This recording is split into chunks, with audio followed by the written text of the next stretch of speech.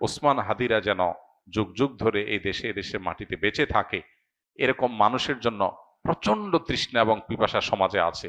কেউ তাদেরকে উদ্ধারে এগিয়ে আসবে, নেতৃত্ব দিবে, জীবন বাজি রাখবে। অনেক তরুণী তো আমাদের আছে। কজন তরুণ এরকম স্বপ্ন দেখেন?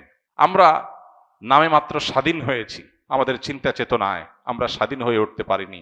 আমাদের এই সমাজটাতে যে অনাচার, অনিয়ম, আধিপত্যবাদের কাছে গোলামি করা, মাথা নত করা, এই জিনিসটা আমাদের দেশে দীর্ঘদিন থেকে হচ্ছে। আমাদের এখানে এখনো কান পাতলে চতুর্দিকে প্রতিটা ওয়াল থেকে মাজলুম মানুষদের কান্নার আওয়াজ শুনতে পাই আমরা।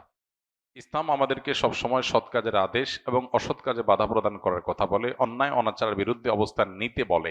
ইসলাম আমাদেরকে বলে সবসময় আমরা নিজের ব্যক্তি স্বার্থের ঊর্ধ্বে অন্যের কল্যাণ সাধনে নিজেকে নিয়োজিত করব। ইসলাম আমাদেরকে বলে আল্লাহর রাহে নিজের জীবনকে নজরানা হিসাবে পেশ করার জন্য স্বপ্ন আমরা লালন করব। তো এই বিপ্লবী তরুণ সেই কাজগুলো অত্যন্ত সুন্দরভাবে সুচারুরূপে আঞ্জাম দিয়েছেন। আমরা দোয়া করি আল্লাহ তাআলা তার ভুল ত্রুটি সবকিছুকে ক্ষমা করে মাগফিরাত নসিব করে তাকে শাহাদাতের সর্বোচ্চ মাকাম দান করেন। একজন মুসলিম তরুণের জীবনের সার্থকতা কি, এটা এই তরুণ দারুণভাবে বুঝিয়ে দিয়ে গেছেন।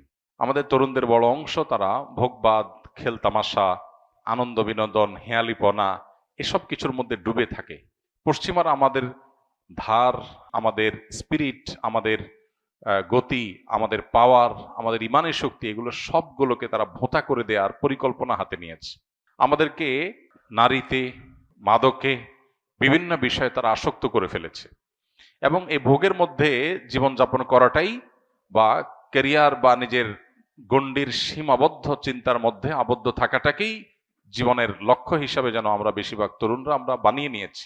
তো এই গণ্ডি ভাঙতে পারা, ভয়কে জয় করতে পারা, মৃত্যুকে ওয়েলকাম করতে পারা, মৃত্যুর জন্য অপেক্ষা করতে পারা, এটা ইমানদারের চরিত্র। ওসমান হাদি তিনি যদি ইমানদার না হতেন, তিনি যদি মাদ্রাসা পড়ুয়া না হতেন, তিনি যদি তা মুসলমান পরিবারের আলেম পরিবারের সন্তান না হতেন, তার ভিতরে যদি দ্বীনি চেতনা না থাকতো, তিনি হয়তো তথাকথিত বিপ্লবী হতে পারতেন, কিন্তু মৃত্যুকে এতটা হাসি মুখে আলিঙ্গন করার এই শিক্ষা কোরআন হাদিস ছাড়ার কোথাও থেকে পাওয়ার কোনো সুযোগ নাই।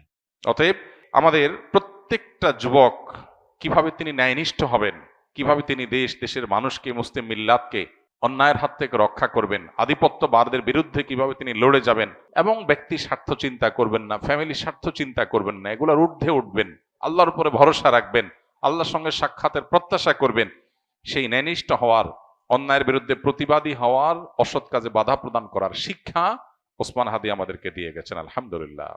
আমরা